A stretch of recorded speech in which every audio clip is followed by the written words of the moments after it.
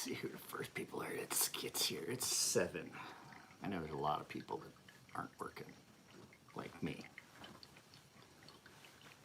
Let's see here. Who's gonna be the first person? Well, I had a plan. But in retrospect, I'm falling down. I'm trying to put on some socks. In retrospect, my plan probably is not gonna happen. The plan I had for today. So, I got to thinking about it. My plan was, and mostly it was selfish. It was nothing to do with monetary gains or anything like that. My plan was to go to the shop today and make a knife. And I had worked it out with the boys, but the fact is, I don't have a lot of belts. I don't have a lot of material. And I don't have a customer that wants a knife. So does it really make sense for me to go all the way to the shop, burn through belts, burn through material, burn through handle material, waste the electricity in the shop that the boys could be using? Hey, what's up, Jared?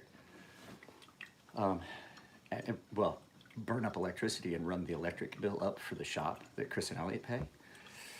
That's not fair.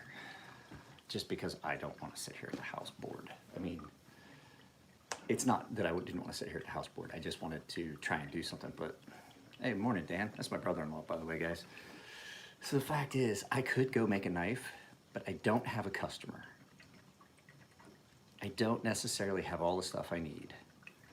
So does it make sense to spend my diesel and Ferrum Forge's electricity just for me to go to the shop and start grinding on a knife that I probably won't be able to sell this week or next week or in the next month? I got a raffle going for a custom mixed rider that I can't get sold. I've tried to sell the thing 3 times.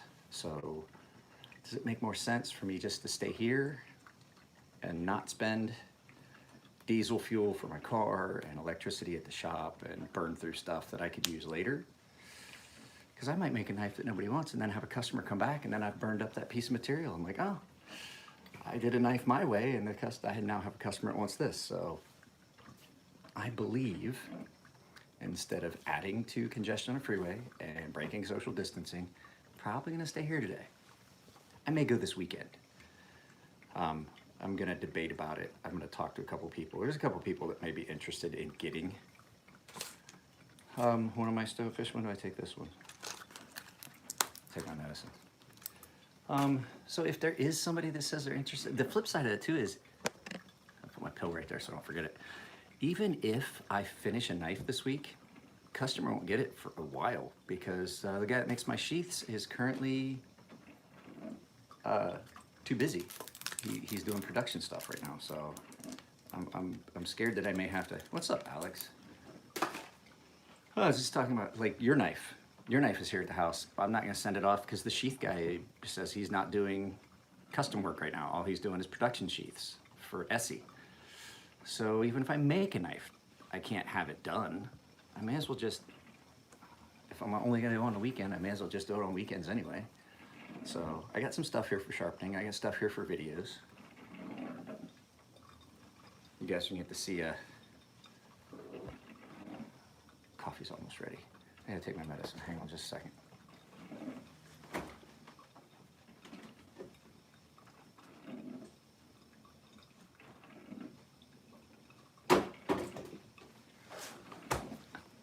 Spilled tea down my face. I always need more coffee. So, with that being said, I may do some gaming stuff on my gaming channel. If you guys don't know what my gaming channel is, it's Angry Guy Gaming. I'll put up some content. I'll do some live feed. I have an external hard drive that I got for my PS4 that has like 21 games, like 25 games on my PS4. I'm working today. Where did you buy an NTAC at?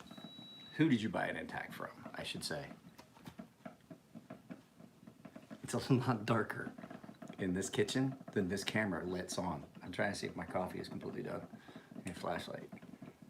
Yep, completely done. So, yeah, I think today I've got to sharpen like 2 or 3 Okay, so could I do, yes, I could go back, but the thing is, my doctor and I have talked about this at length. I have an autoimmune disorder that I take immunosuppressors for, and it makes me much more susceptible to it and makes it so much worse. So I am on a furlough from work because of medical. So I got. Hey, what's up, Bruce? Yeah, that's about how my coffee is.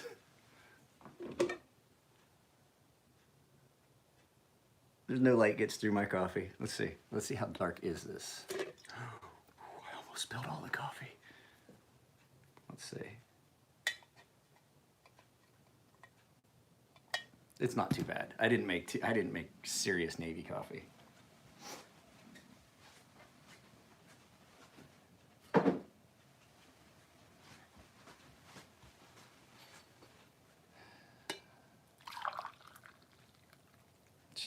She's pretty dirty looking though. I had been using the Phil's coffee that what is this? Oh Lord, I want to go, but Chief won't let me go home. Where are you?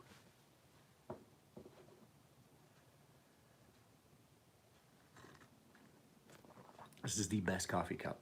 Your first cup gets cold quick, but if you put a second cup in it, because it's thick, this was thick ceramics, coffee stays warm longer.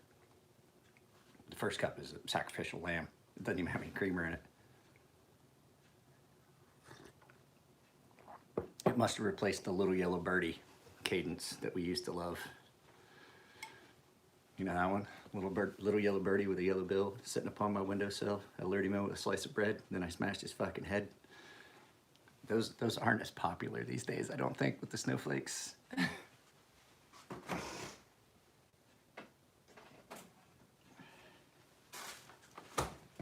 There's a lot of fucking NYCEUC. Okay, good morning. Who is NYCEUC? Wait, let me see. That might be my buddy that works for the Transit Authority.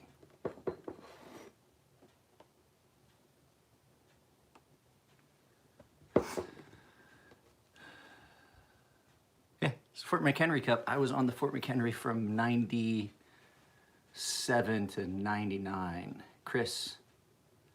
So I thought, Chris up in New York. I talked with Eric Touch 2 days ago. Chris? Is it the Transit Authority you work for, Chris? I can't remember.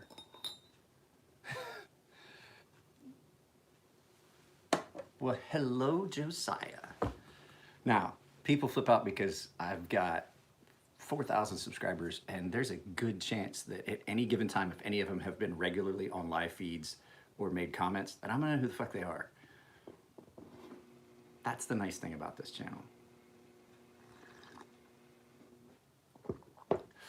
And it's Eric. It's Eric that works. It's Eric that works either at New York or New Jersey Transit Authority or something like that.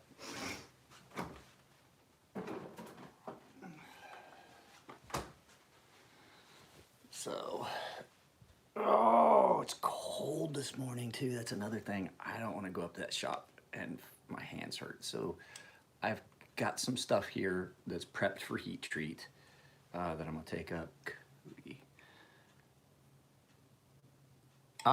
I hated that shit. It was my worst 2 fucking years. It was the worst 2 years of my Navy. I hated the Fort McHenry. Nothing fucking worked. I was on a Fort Mac when she was in Japan. Nothing fucking worked. Now, the best ship I was on, as far as like creature comforts, USS Chancellorsville. We had AC in our racks. We had comfortable racks. It was a cruiser. It was tight living conditions compared to being on an amphib, but holy crap, the food was good. The fucking, everything was so much better on a cruiser than it was on an amphib. Waiting on a new React Jack 2.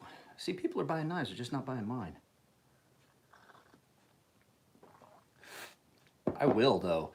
If one of you guys says you want a knife and you're willing to wait on a sheath, I will make you guys a knife this weekend.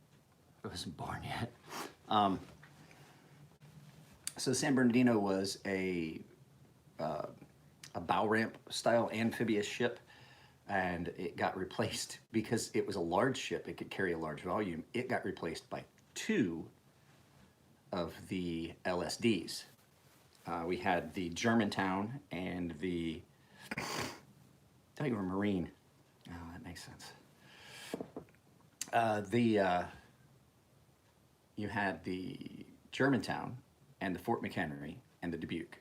So we had one LPD, two LSDs, and then you had an LHA, which was the USS, when I first got there, Bellawood, which was replaced by the Juno. The Dubuque got replaced by the, no, the Juno replaced the Dubuque. The Bellawood got replaced by, I can't remember which other one. The Harper's Ferry replaced the Germantown, and then I forget what ship replaced the Fort McHenry. But yeah, they were all fucking horrible. They beat those. They were run without oil. Those ships were rough. I did the hull swap for the Dubuque Juno hull swap. Tarawa, yeah. Oh man, they're gonna be hungry.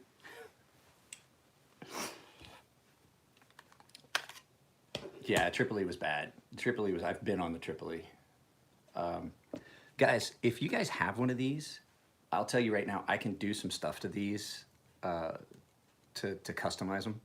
I'm going to do bronze screws. Yes, plenty of crayons. God, I love this knife. If you guys haven't watched it, go over to Outer Limitless. They did an outdoor review of this knife and did stuff with it this knife was not intended to be used for. They did wood processing and stuff like that. It's not what this was for. This, you can do it in a pinch. I mean, they were batoning some hard fucking wood, and a lot of people were like asking me, why'd you use 20 CV for this? And of the stainless steels, 20 CV M39204P are some of the best when it comes to like impact resistance and things like that. And so if you watch, this has got an extremely thin tip, and they were pounding on that with a great big chunk of oak. And he was like, I don't know. Everybody was like, that knife's gonna break. And they had it in there, and the knife was bent inside a piece of wood, came out, and it was perfectly fine. As a matter of fact, they said it was still sharp when they got done. I'm gonna have some custom scales that we can choose from. I can do texturing. I can do some of the rock patterning like I do on the others that makes it look like file work. I can do a different finish. I can't do ceramic on these. These are too big, but I can give them a different stone wash finish if you want. It's just a couple. There's a handful of things. Most of it's like handle mod and yeah, the review was crazy. God, this thing is so sharp. Guys, I haven't sharpened this in a while, and I do use this knife a lot. I'm thinking about starting to carry this on the job site, but we'll see. See how that works out. Fort Mac, Rushmore, Cleveland, maybe. Yeah, that sounds like a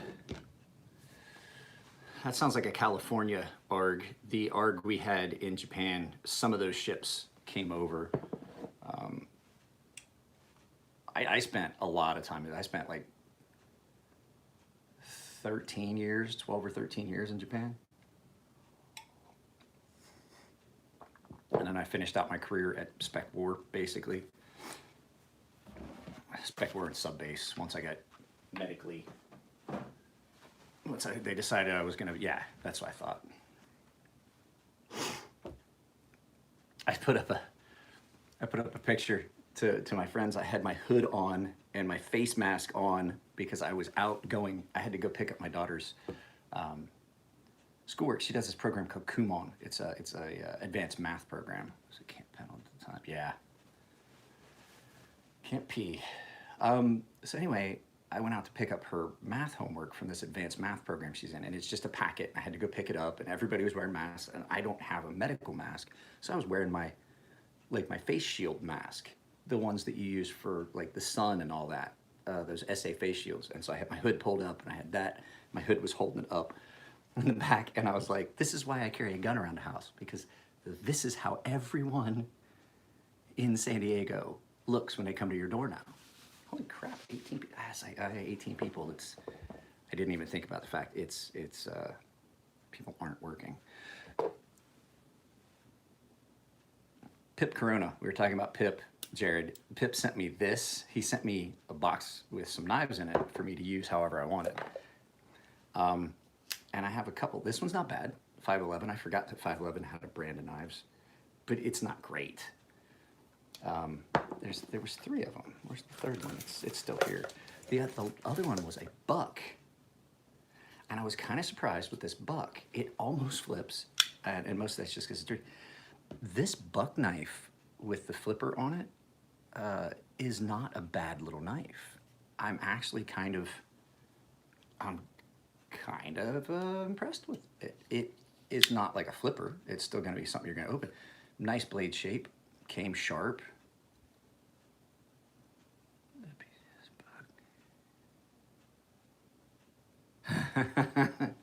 Stuck in Bahrain.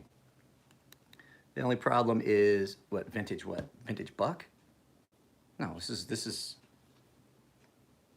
is one of their newer models. This is the buck 845. You can't even preload it. You have to flip it. But it's a liner lock, but it's comfortable. It's comfortable, and it has not a horrible pocket clip, but the fact is it's reversible. Vantage. That might be what this is. I don't know, but it's not a bad look. It's comfortable. That's what I was getting at. It's comfortable. It's not a great knife like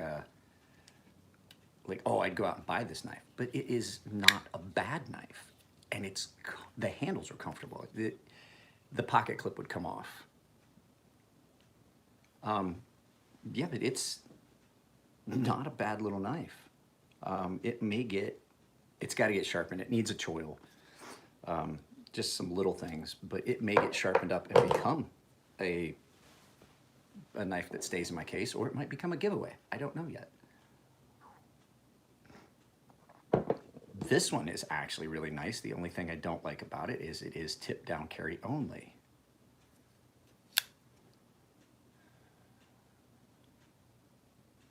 This one, and it needs a standoff, a sharpening. I don't understand how. You did it here. You got all that material out. Why is your plunge forward of that?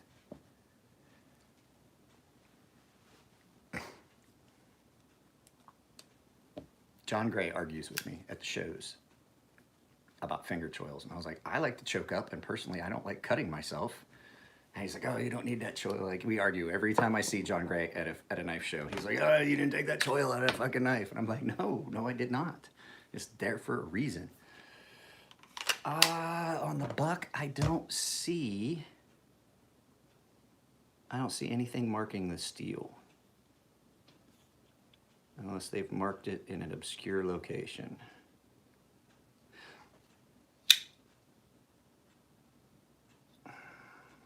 I can give you an idea what it is when I sharpen it. It feels like 440. The edge feels like 440. 440 has got well, hey, from Ireland. I have another customer in Ireland, unless it's the same guy. I haven't talked to in a long time. I got customers that I had been talking to real regular. We would talk on the phone, and then, things happen, and it just, you lose talking to them. But there was a handful of guys that when I first started the LLC and started the business that we talked all the time. I kind of missed that. I kind of missed talking to guys. They were always on my live feeds and stuff like that. And granted, I know I don't do as many live feeds. This one, of the 3 that Pip Corona sent me. Well, first of all, it's the only illegal one he sent me, because this one is not, that's considered an activator button or switch. It's not part of the blade. I had done some knife mods for him. Learn to change, dude. Who? What? What are you talking about? Anyway, so this one has a. It looks cool. I thought when it came, I was like, oh, that looks cool. Sometimes what looks cool doesn't always translate. Pocket clip's got a weirdness to it.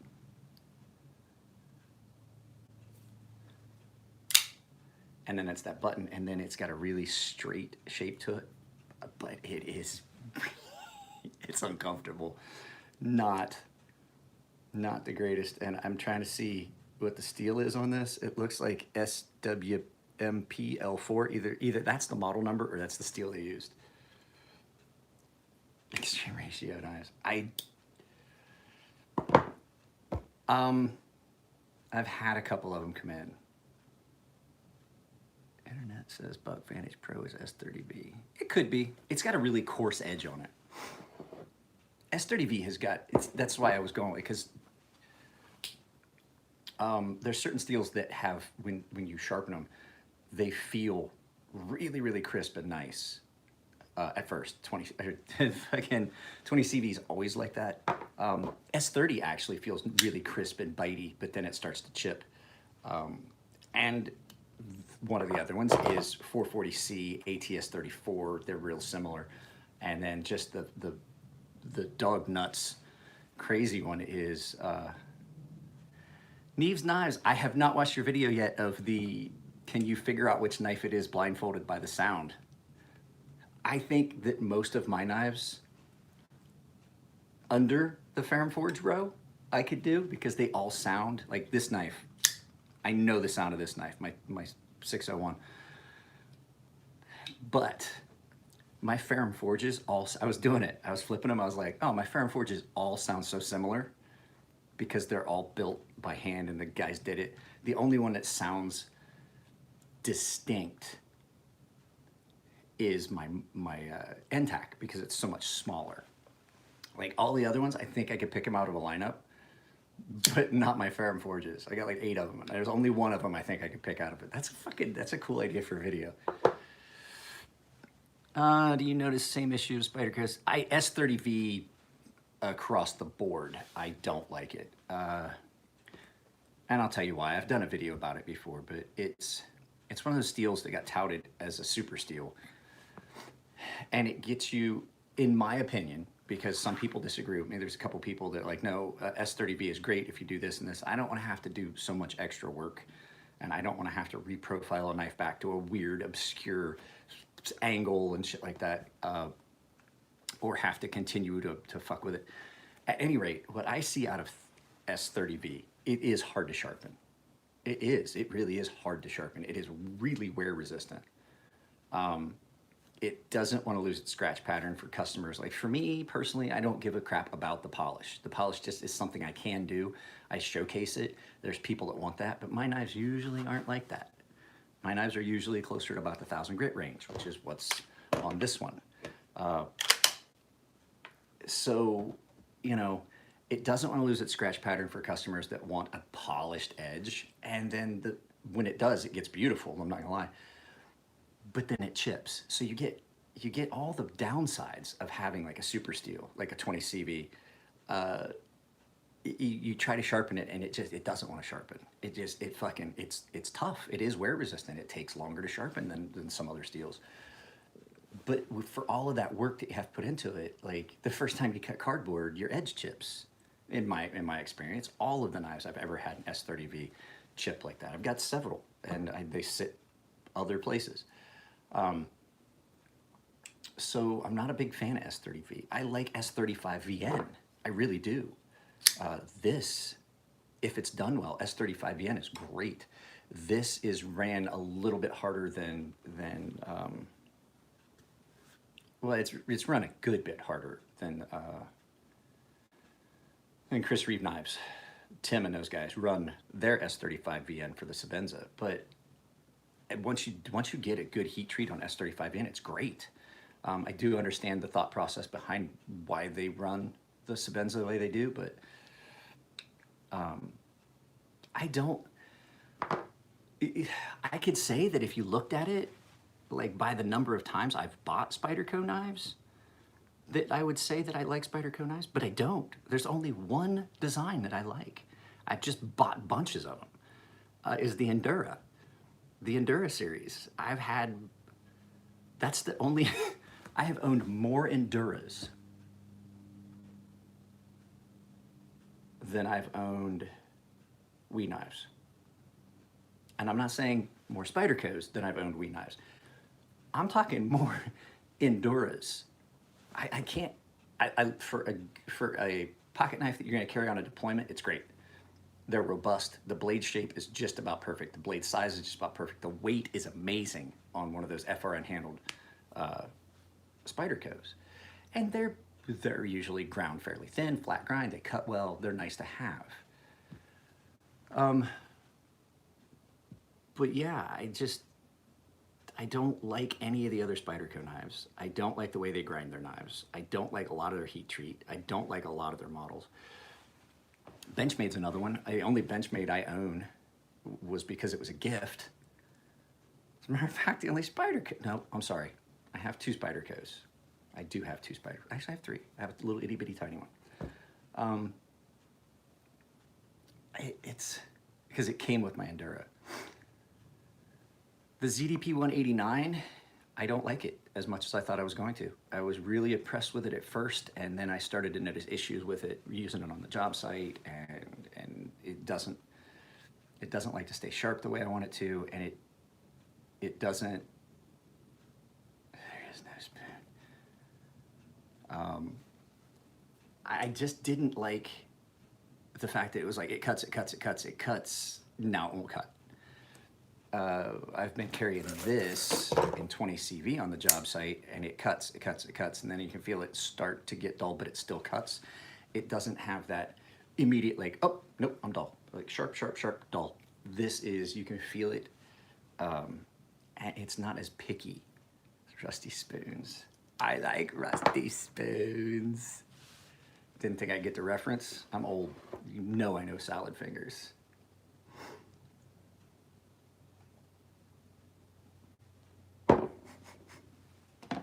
So what I plan on doing, my new plan is,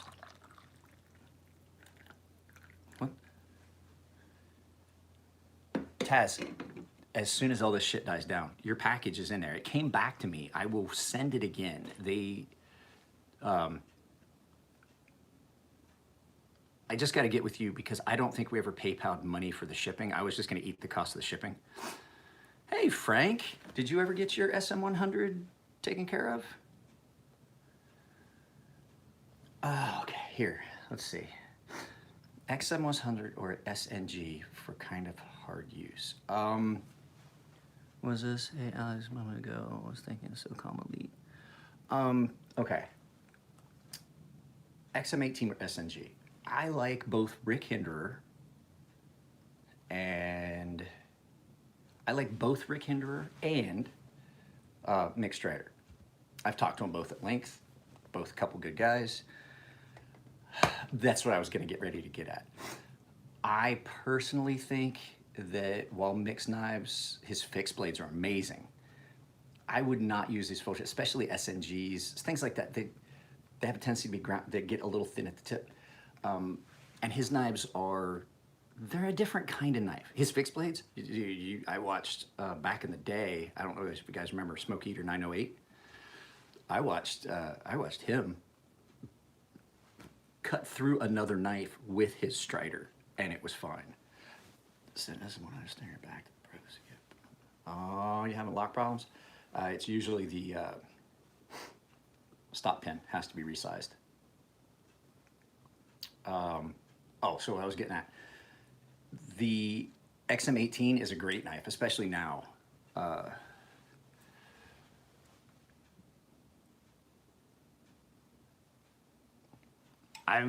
If you're using that TS Pro, I'm going to tell you, you're going to have problems with it. It does not want to use the, hey, what's up, Robert?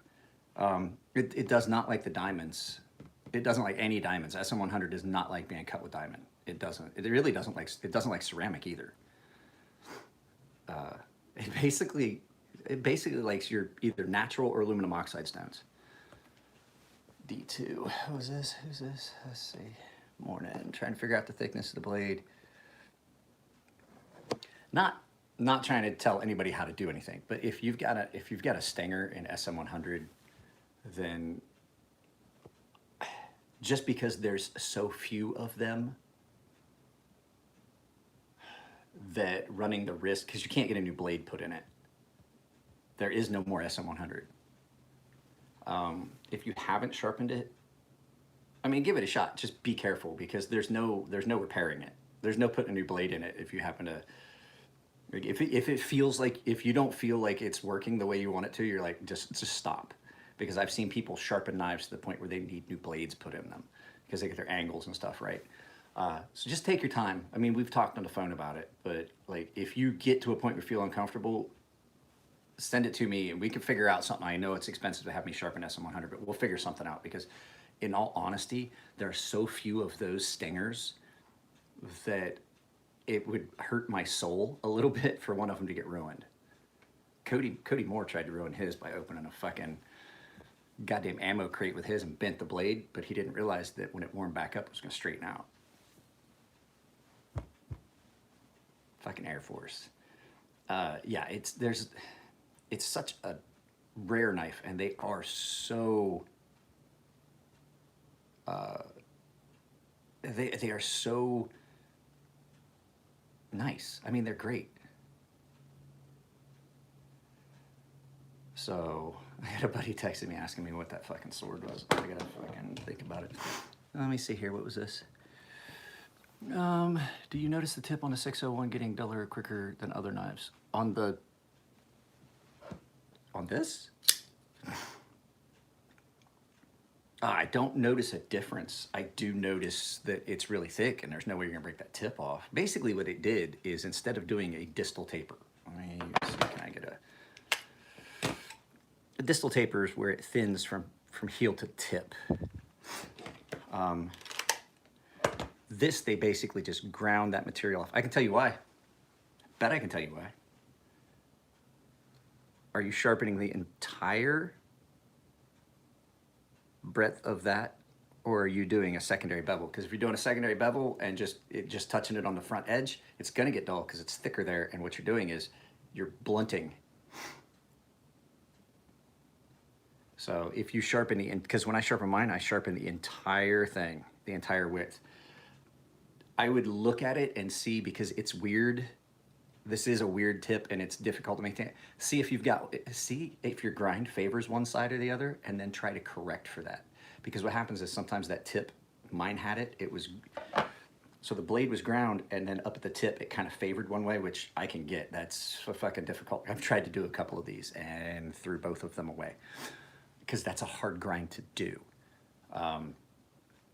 So I would look at it and see if your tip, the edge at the tip, favors one side or the other, and try and correct. Because what happens is, if it favors one way, when you cut with that, it rolls over.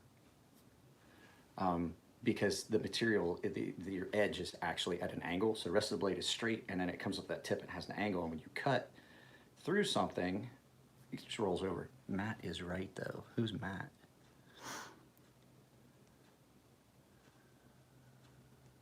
Matt, I don't see a Matt. Backstory, what are you talking about, Spitfire?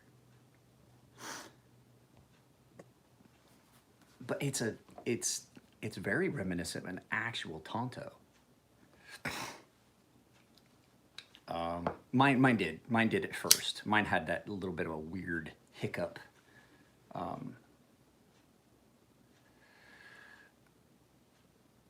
But this one, it's not even close to what it was. Yeah, all Spydercos come like that. It's like a factory thing. So let's see, guys. I'm gonna say, what was this, Matt? Yeah, it's because I mean, I get it, but I am gonna say something. I am going to say something, and people get upset with me, but there are 27 people here, and I only have 10 likes. If you guys like the videos, just give them a thumbs up. That's all it takes, because that's how we get this shared. I gotta start getting, I'm gonna do giveaways that are dependent on people actually hitting the like button. You don't hit the like button, if I have a certain number of people and you don't hit the like button, I'm just not gonna do the giveaway. I've got a few things to give away. Holy sheep sizzle. Well, hello, Mike.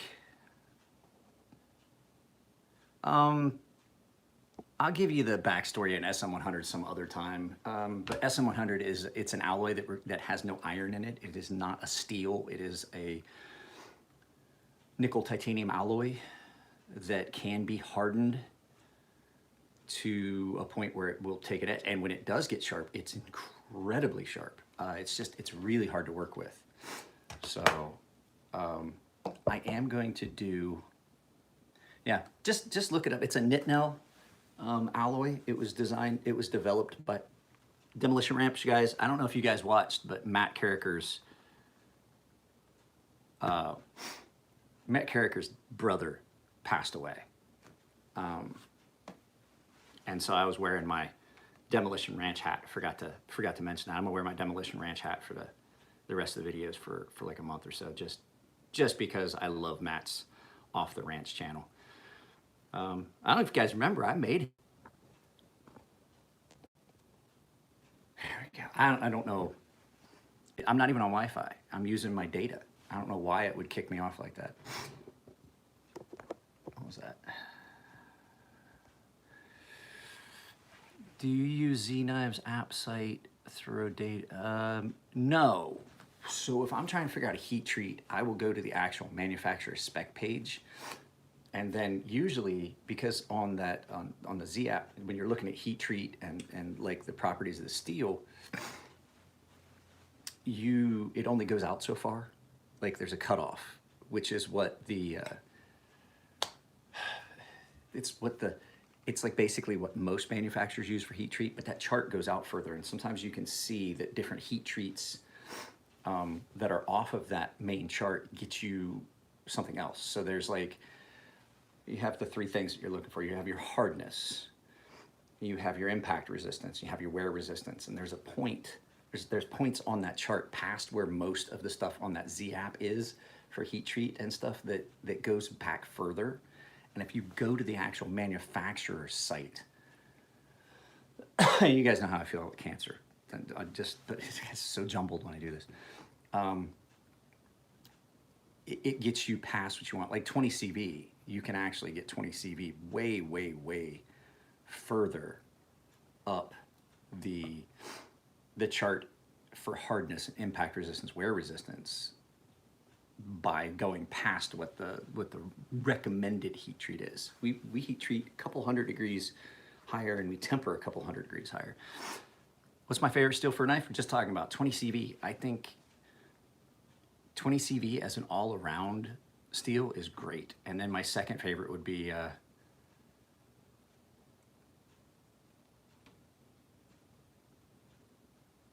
Demo Ranch overcharging for what? Anyway, RWL 34 is I want a knife in RWL 34, so I'm just gonna have to buy a piece of it and make a knife for myself. RWL 34 is insane how sharp it gets.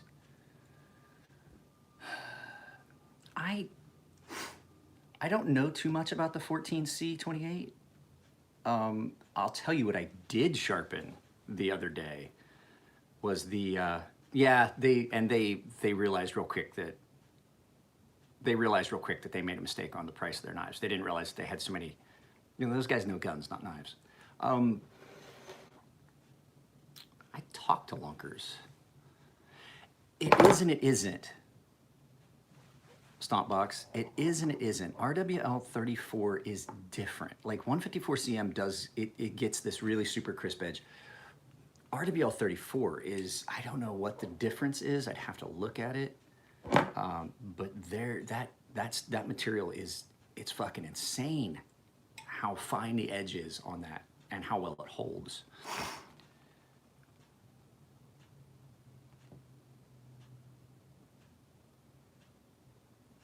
Again, but that, yeah, it does. But like I'm saying, if you're looking for heat treat data and stuff on steel, that's not where I look. I go and I look because Yes, I have sharpened. I haven't ever owned it. I have never made a knife of it, but I do know it sharpens really well. But any of the Vanac steels, yes, it's frightening. And it's not that it gets any sharper. It's just how crisp that edge is and how fine it is and how well it stays bitey and toothy at a higher steel or at a higher grit. I mean, gotta get creamer. So 31 people here. I cannot believe we have that many people on a live feed. But like I said, most of us are not staying. So I am gonna, like I said, I am gonna social distance today. I'm not going to the shop. I'm gonna let Chris and Elliot know. Unless I have a customer that wants a knife, I'll just go up this weekend. I need to clean up some of the handle. Isn't that Mora? Well, my Mora is in Sandvik steel. It's their own Mora knife carbon steel that they use for the Mora. It's not.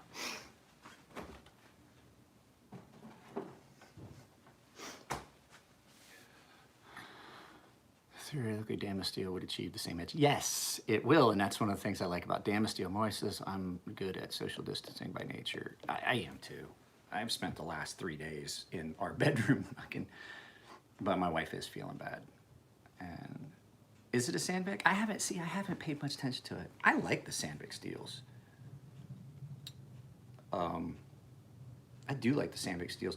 The thing I have a problem with is, like, everybody seems to think an outdoor knife needs to be carbon steel, and I was telling the guys that you can get away with 20 CV as a stainless. They're like, oh, it might break, it's too brittle, too hard. And I'm like, no, I'm pretty sure we'll be okay with it. So, God, I love this knife. I wanted one of these so bad. Like, if I had known that you could make a knife like this when I was in the military, I would have carried this every fucking day instead of trying to find other options. I'm not gonna lie to you guys. I made this knife because I couldn't find one I liked. And so I made myself a knife, and the easiest way to do it was just to make one myself. Learn how to make your own knife, because people don't ever get what you want. A mid-level bushcraft. Anything by Bark River Knives is a good outdoor bushcraft. You find the size you want, they're fucking crazy sharp. And name drop and everything. I have sharpened a laminated tungsten carbide blade. I have. Yeah, Bark River knives are great. Like, that would be, if I was going to buy a camp knife, it would be one of those.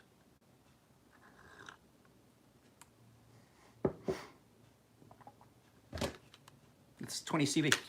All my knives I make are 20 CV. Even the production ones are 20 CV. This is 20 CV made by we, 20 CV made by me. All my knives are 20 CV right now. Except, oh no, that's not true. I have a couple of, I have a couple of knives that I've made in S125V. So these are still available too. I mean, you know what? Here's the thing, guys. I have not bought a CRKT or a Kershaw. What's the difference between what? Okay, so one, I believe, don't quote me because it's been a long time since I talked about this or looked into it. It's been like about 3 years. So, 154 CM, I believe, was rolled, cold rolled steel, or hot milled, however they do that rolling process to do the sheets. And the other one was a powdered metallurgy. So one of them was and one of them wasn't. So one of them, I think the CPM 154 is the powdered metallurgy, and it gets you a finer grain structure and a more even grain structure.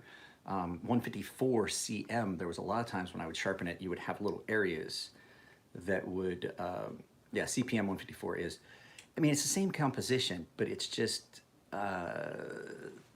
it's a finer grain structure and a more even grain structure. So 154 CM, when I would sharpen it and customers would want a high polish, there were times that I would have areas that just stayed cloudy, and it was because there were areas of larger undissolved carbides that had not distributed evenly through the steel because of the process. CPM 154 does not do that. It gets a really crisp Mirka polish, but I don't think it feels as toothy. That's my caveat to that, because it is finer, so your carbides are finer, it's more distributed. The toothy edge you got on 154, it feels different than the toothy edge you get on 154 CPM 154.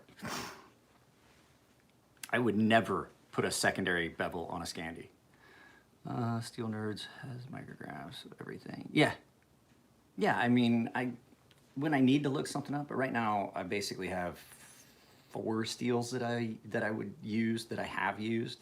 I did a carbon steel Damascus. That was fucking horrible. I did 440C a couple times for prototype stuff. I did S125V in a handful of the small sea snakes, and I've done everything else 20CV. 3V is okay, but it rusts. It rusts real easy. 3 and 4V. Somebody asked me, oh, what's the difference between 3V and 4V? I was like, extra Vs. Actually, 20CV is still pretty corrosion resistant. It still is fairly corrosion resistant, but I do know it's not completely corrosion proof, which is why the sheaths for these knives have a drain hole, because this was designed to be used for military use in and out of water, and the handles are removable so you can clean under them and keep from getting rust. And people are like, how come no lanyard hole? I was like, first of all, there's a really good retention on the sheath. I don't need to lash it to anything. And if you really think that you need a lanyard, the fact is, I used a 3-screw construction because if these 2 screws are in, you can take this one out and run a lanyard through it. What, one of these? Well, there's only 400 of them, and they are starting to sell out.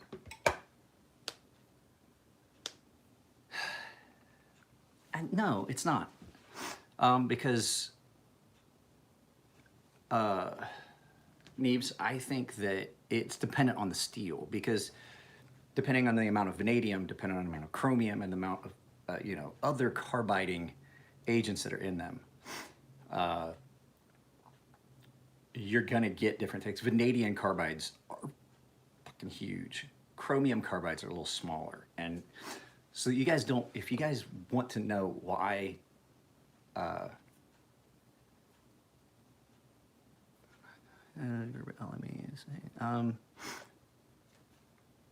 Yeah, this sheath would hold up to fucking anything. If you don't want to use the clip, you can lash it to something. Okay, so as a matter of fact, a professional hunter has one of these that he's giving a video about. Okay, so let me get back to this. So people are like, people have both of my production version of this, and there's some people that have a production version and a custom version. And they were telling me, they're like, why does the custom version rust more? I was like, is that a finish thing? I was like, no. I'll explain to you why. This steel was heat treated at a lower temperature than the steel, the custom steel, because you get it so hard you can't grind it. It's not far off, but what happens is, while you're doing heat treat, the higher up you take it, the more carbides you're forming. You're allowing the structure to change. You're allowing the carbide to mesh with other things. So in this knife, what it would mesh with is the chromium. So you get chromium carbides. Well, when you have chromium carbides, what you've done is you've effectively sucked the chromium into the carbon molecules, and you made a carbide that is great for cutting. It makes it hard, makes it strong, makes it resilient. But what you don't have is chromium oxide, which is what comes to the surface that prevents it from rusting. So the harder you treat it, the more carbides you form, the longer you soak it, all those things, the less corrosion resistant it's going to be, because the chromium is now being absorbed into the carbon and making carbides that make your knife stronger and harder.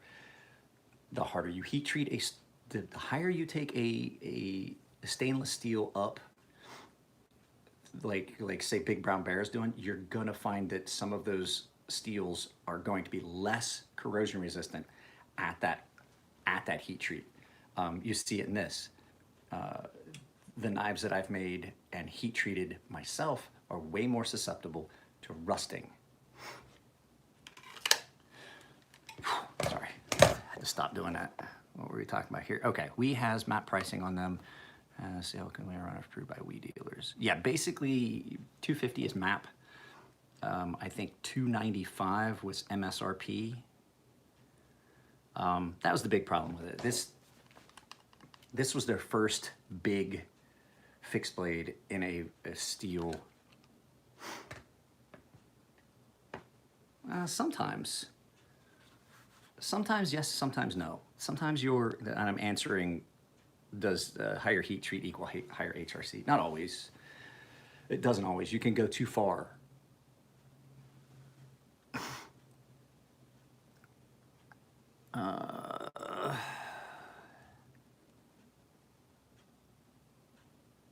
Does 20 CV stand well above M390 204P? No, they are exactly the same. There's a little difference in the crispness of the edge between M390 and 204P and 20 CV, depending on how you heat treated it. That's it. They're the same fucking thing, basically.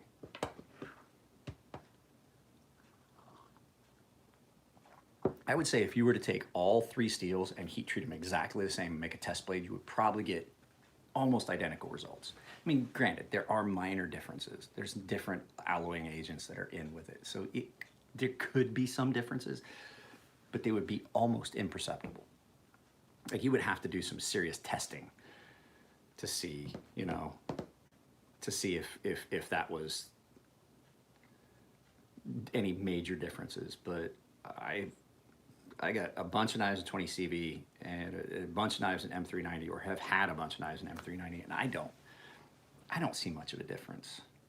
Like I said, I do know that the ones that we in-house heat treat, I'll tell you right now what I think of every Benchmade. I hate them. I have one Benchmade and it was a gift. Their knives are not worth the price. Oh, well, that's not true. I do like their S90V. I don't like any of their other steels. Their heat treat on their 20 CV is not bad, but their grinds on them are horrible. Benchmade's knives are way too expensive. Okay, let's put it this way. Let me go to my case. We'll go to my case real quick. I have my Osborne. I gotta get it. And we gotta be quiet because my wife is still sleeping. She doesn't feel good.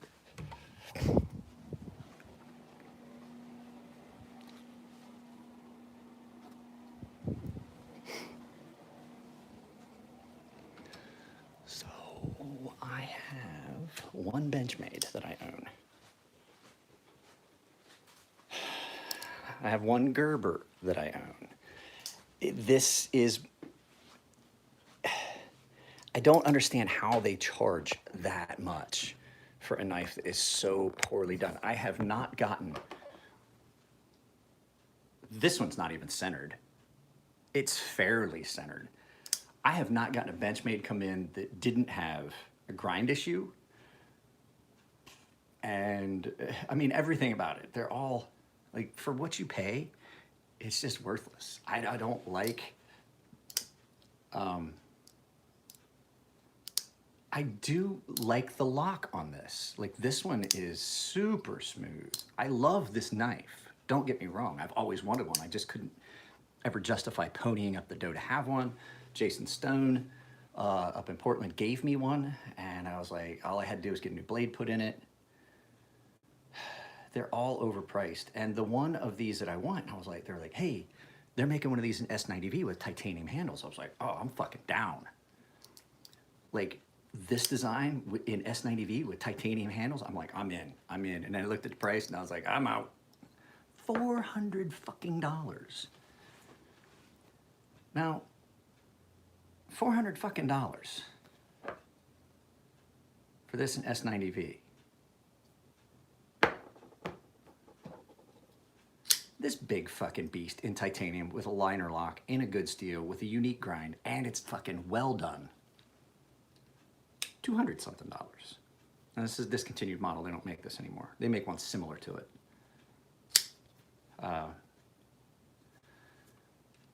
Grind marks, sloppy. Yep. The blades are ground inconsistent. They're sharpened inconsistent. They're not centered. Yeah, at 4,000. You better not be paying 4,000 for a Sebenza. I was gonna say, if you're gonna spend $400 on a knife, get a fucking Sebenza. You get a way better knife. It's closer to two. I wouldn't pay, like the Anthem, I would not pay more than like 250 bucks for it. I'm at a point now where I'm like, I really don't see, so many of the production knives are so good these days. I don't see fucking spending. Okay, let's look at it this way. Just picture this. Just pretend that's titanium, because you know I would black ceramic my titanium anyway. $400.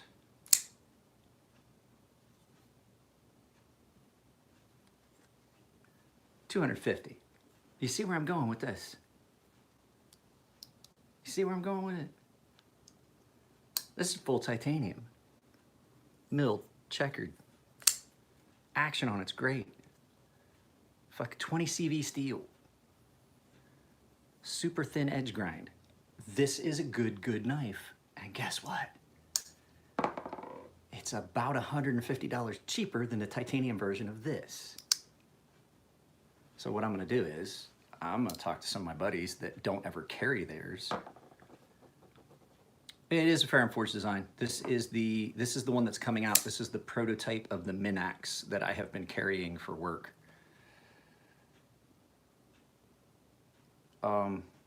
Yeah, I mean, when you first get them, they can be overwhelming. Underwhelming, I should say. But the thing is, once you get past that initial and you realize that that knife will perform the same way every time, regardless of the conditions. My Sebenza have been through so much shit. And it cuts well, it's easy to sharpen, it's easy to maintain, and things like that. Once you get past that original, like, oh, I was expecting something flashier and more over the top, it is a good, solid $400. For $400, you're getting your money's worth. I don't think it will. I've sharpened a lot of S90V from Benchmade, and that is one of the steels that they do well. Fit and finish is second to none. Sebenza, not necessarily true. I mean, you can say fit and finish, and that's because we're fanboys. And I'm not gonna lie, I'm friends with Tim and Ann Reeve and Matt Faby from CRK. And there's knives out there that have better fit and finish, but there's knives out there that have better fit and finish, but I don't think there's a company that's consistently putting out the product, American company that's consistently putting out the level of quality product that they are over at Chris Reeve Knives.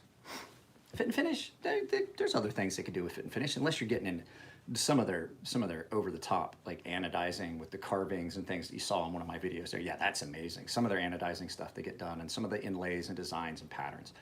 Yeah, but like just for your standard model, every one is consistent. Very rarely do you find anything. Mine had a misgrind. It happens. I'm a lot more forgiving of that now that I make knives and understand how difficult some of those things are.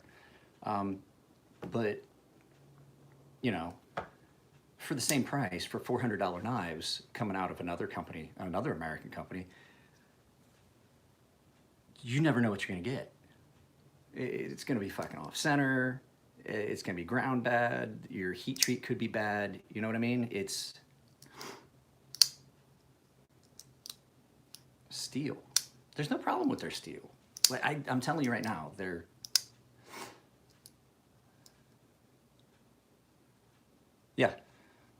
yeah. Their S35VN is not bad. It's just not what we're used to seeing S35VN from WE. It feels a little bit different, but I will say it is so much easier to touch up a Sebenza in the field than it is any of the other knives I've got that are in S35VN with a different heat treat. WE knife, if Matt and I did it, we were cutting down a bunch of cardboard. I'm not WE knife, my Sebenza. my Sebenza, when we were cutting out a bunch of cardboard, it got so dull that you could see that the edge was flat, and I stropped it on a piece of cardboard and brought it right back up and just kept cutting cardboard. These don't strop as easily. They don't, you know, they're not as easy to bring back in the field as, say, the heat treats on a Sebenza. And there's a reason. That's one of the main reasons they did it like that. You know, I don't carry a sharpening stone with me out in the field when I go camping and stuff. I might take a ceramic rod or something like that.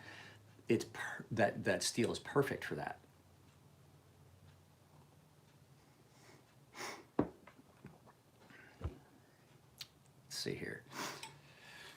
All the Striders I have been good. Medford's, Hinderers, Microtechs have been good. My Christie's have been nothing but flawless.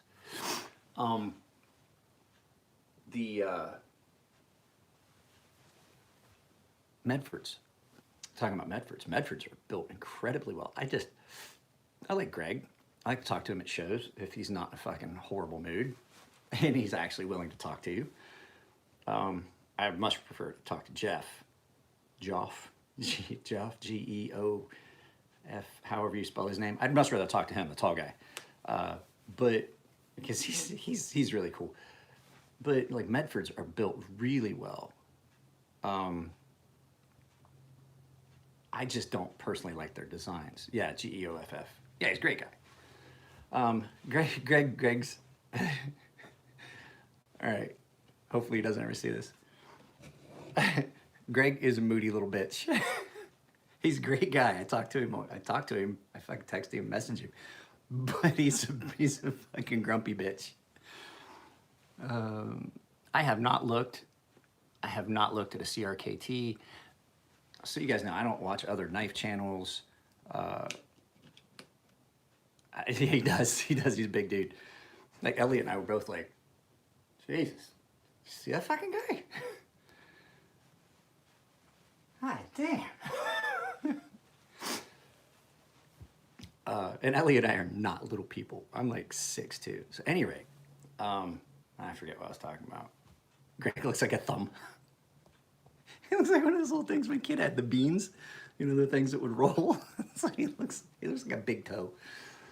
No, I just don't. I'm not a big fan of Greg's designs. They're well built. They're just they're well made knives, well built. They're just not a design that I like. So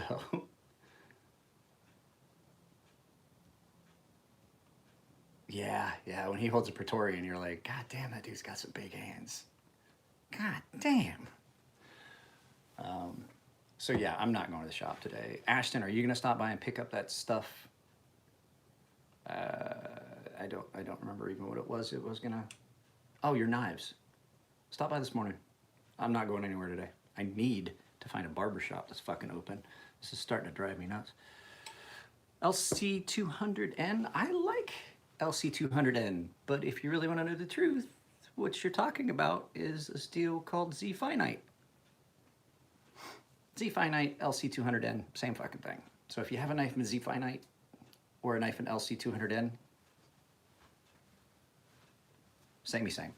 It's like S90V, or not S90V, I'm sorry, 204P and M390. They're basically the same. It is not the best on, you're absolutely right, it's not the best on edge retention. What it would, LC200N, you know what I personally would love to have a knife in LC200N for?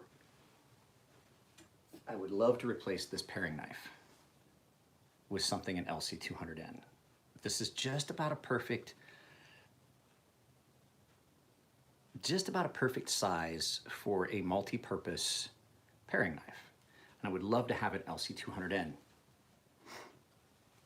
So,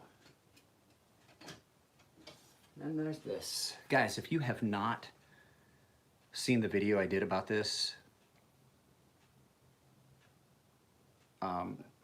kitchen knife, you should go watch it, and you should try to see if they are going to start selling it. I know they did the Kickstarter.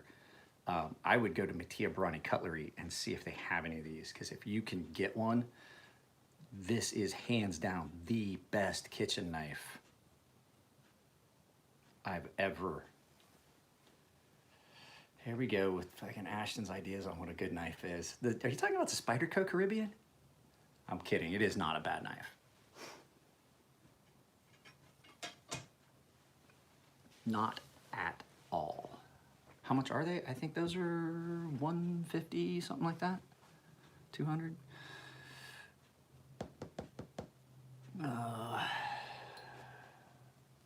Rex 121, I think that's the same thing as Maximet. I won't sharpen it.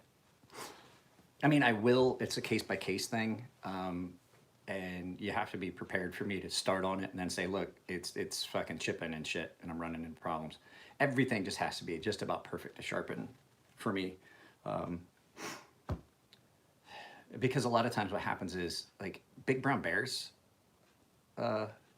Maximet and Rex 121, super, super thin, and it's a decent grind and all that stuff. What I'm doing is, the guys are sending me shit that's fucked up. What was that?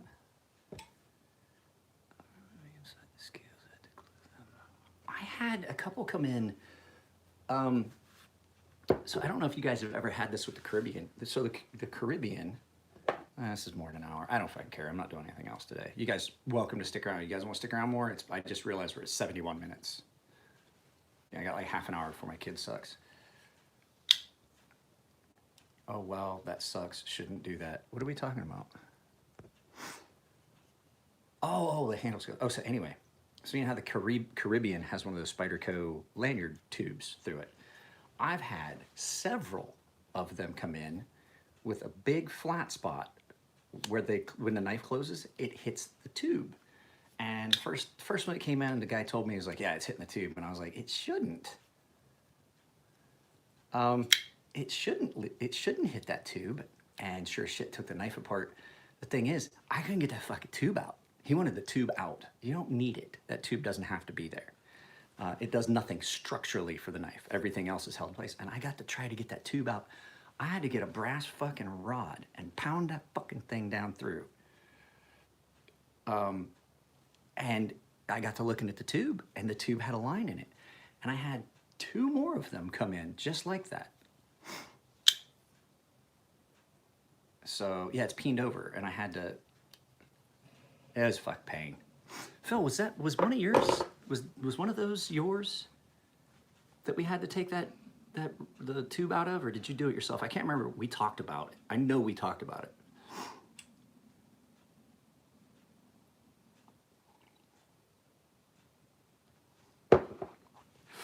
I don't do lives as often as I used to. I mean, I'm not working, so right now I can. I used to do a live feed almost every morning.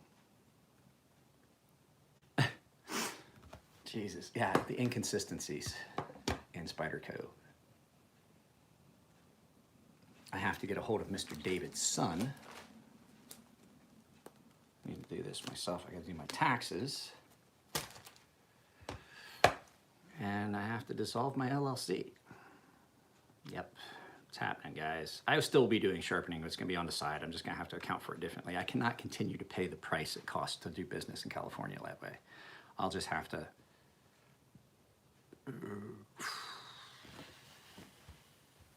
I don't like any of the quiet carry knives.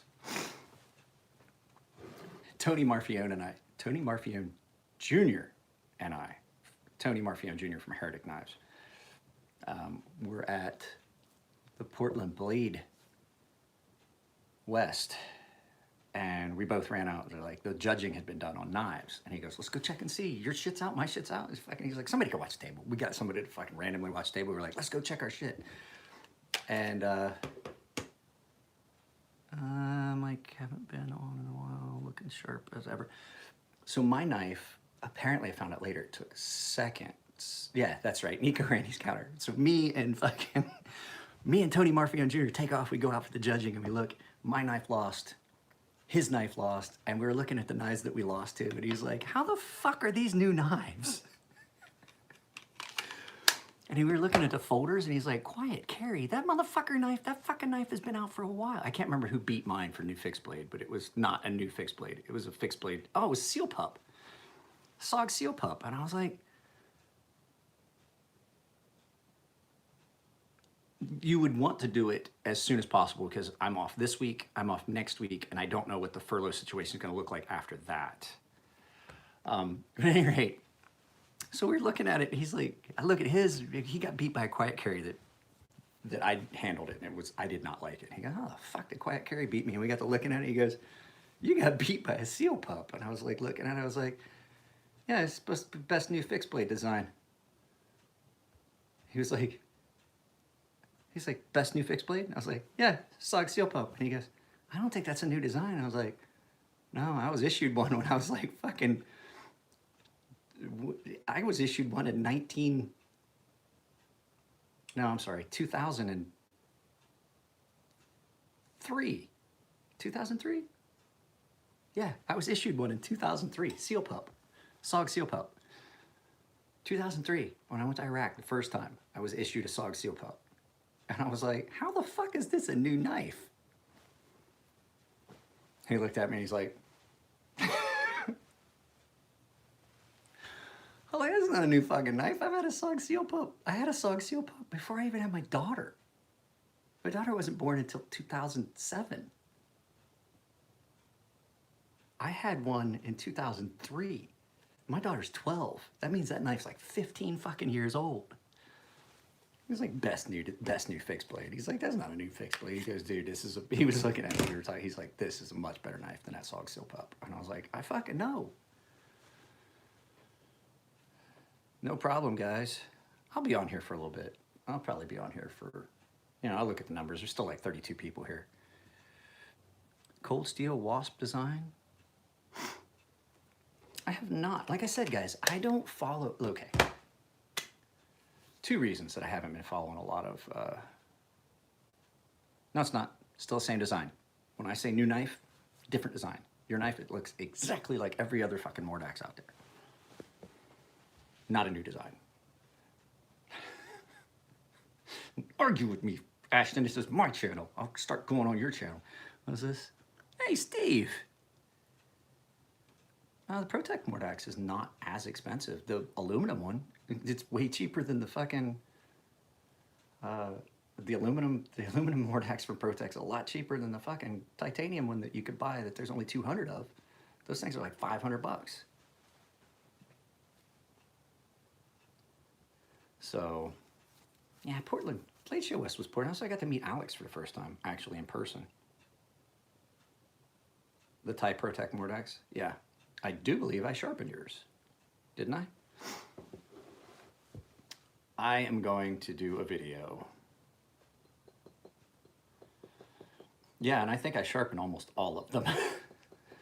I'm gonna do a video about ProTech knives. I've been putting it off. I've been thinking about it. I don't want to piss those guys off, but I've got to do a video about it. I'll probably shoot it today. I may do that here, just may kick you guys off of here in a few minutes. Yeah, what's going on, Steve?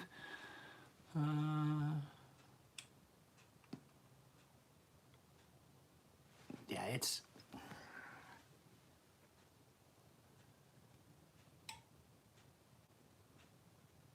just $200 for a good used 4 Max. I have to pay my mortgage today. Been trying to get a. Okay, Ashton and I have, Ashton, another knife guy, and I have drastically different thought processes on ProTech. He loves ProTech knives. I fucking have never had one I really liked. That's not true. That's not true. I do like them. They make great knives. They do stuff, but they have a lot of problems. They have a lot of problems. And there's some things, I'm doing good, Steve. There's a lot of things about them I don't like. Their blades are too thick.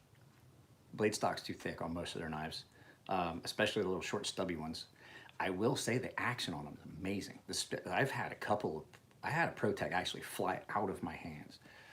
Blades are thick, bevels are, and so like I said, if you do all of this and the action, but then you get this part wrong, it's fucking worthless. And so many ProTechs that I'm seeing are coming out of ProTech with the exact same flaw. Their customer service is awesome, but like I said, a good warranty and good customer service is not a replacement for a good quality product. Their knives are well built, but there's so many other little minor issues with them that they're a no-go for me. Like, for what I'm gonna pay, I'd prefer to have it. Okay, case in point, every Wii knife I've ever owned has never had a problem, with the exception of the 601 had a little bit of it favored one side, and I corrected it. That was, never have I had a Wii knife come in that was like ground completely wrong. The primary grind, I mean, it's just, there's little things that I just can't get past. I have like 4 ProTechs here that I've got a video to do about. So, yeah, it's just, if you're gonna pay that much money for something, it should be perfect. Like, if I'm paying more than $100 for a knife, I'm gonna complain about small things. 901's nice, but like all the Wii knife designs are nice. I have a Roxy 4 coming from David Horstman. If you guys don't know David Horstman, he has a channel called Hiking with a Viking. Most of his stuff's on Instagram, but he is basically a sponsored bow hunter. And so he has a few knives that he carried and he's gonna send me. He carried one of these for a while and really liked it. Apparently it did an okay job for him. He's sending it back to me. So, you know, if you don't watch his channel, you should. I'm gonna start linking his channel at the end of my videos as soon as I can, I can find the link to his channel. So, yeah, I forget where I was going with that. I'm not gonna lie, I didn't sleep real good last night. But oh no, like all of the Wii products look great. And like I said, he has a Roxy. And I'm gonna get that Roxy in. I sold him the Roxy. I was working the Wii table when I sold him that. No. He's a different guy. So the guys you're talking about is Outer Limitless. Outer Limitless had the tan one, and he got to keep it. He got to keep that knife because it was gonna be destroyed. It was probably in bad shape by the time I got done. It didn't look bad though. Yeah, the green one that I had, David carried, and he's sending me some of his camping, some of his gear, his knives for sharpening when he sends it back. It's on its way, actually. He sent it yesterday. So talk to him. But yeah, he has a Roxy 4, and it was the last one at the Wii table. And I'm gonna do a video about that because I really like that. That's a Sachs, that's that Sachs style Wii flipper, and it's a really nice knife. Actually, like I said, I was working the table. I sold it to him and got him a deal on it. I was like, what can I give him for friend price? And so he paid. I was asking David. He didn't pay. I got to talk to Eugene about sharpening. I gotta go through this stack of fucking cards and talk to a bunch of people about stuff.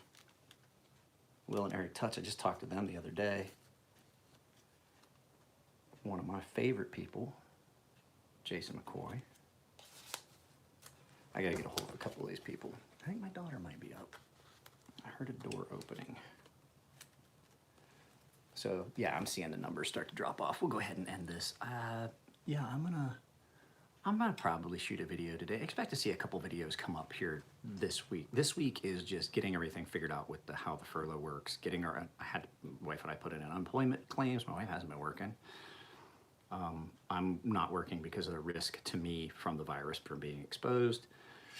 We're just gonna see how things play out. So that's what this first week is. So I'm not like gonna try and run to the shop today. Like I said, I've got stuff that I need to do here. So expect to see a couple videos. I've got some stuff laid out. There may be some different content. I might review some other stuff. And like I said, afternoons, and probably today, this afternoon, I have one knife to sharpen today that I've already gotten paid for. I will probably go to my other channel, Angry Old Guy Gaming, and play a couple video games. So if you guys don't follow my other channel, you should. And then my daughter also has a channel that I'll put links, I'll try and put links in the description below. My daughter's channel, where her skating stuff is. I haven't put much up there for a while, but she's only got like 60 subscribers. My gaming channel has got like maybe 30, but I'll be going on there. If you guys find me, you should be able to find Angry Old Guy Gaming. And I'll play some games. I'll put the chat up and we'll talk, and I got a mic and everything, and I'm not the best gamer. I just go and have fun. Probably gonna play, I have some games that I downloaded from PlayStation Now. I forgot I had a PlayStation Now account that I pay for, and I downloaded a couple games from there. Maybe we'll play those and shit. So just, like I said, join the last 10 minutes. Nice in case you missed the gaming channel. I'm subscribing ASAP. Yeah, Angry Old Guy Gaming, I think is what it is. It should be easy to find, but there's, like I said, it might not be easy to find. I think you have to use the whole thing, but I'll try and put a link to it in the comments below, or in the description below. So yeah, I gotta dry some stuff off so I can sharpen. I have the dullest. If it's pouring rain like it was a few minutes ago, I don't know if you guys can hear it. I won't be sharpening, and I'll just strictly be doing some other silly shit, probably gaming and stuff like that. And I've got paperwork stuff that I've got to do, taxes. And I said before the end of the year, I'm gonna dissolve my. I can't keep paying $800 a year to the state of California. I'm not even making that much on sharpening now. I don't think I'm gonna make $800 this year on sharpening. I definitely haven't yet. And I get it. I do get it. I understand it. Like, the money's not there. People aren't making money. People are furloughed. I can't complain about it. I've still got stuff coming in. It's nice side money. And so we'll just take this time to stay healthy and stop touching my face. Stop touching my face. Stop touching my face. Guys, love you. Have a good weekend. I will.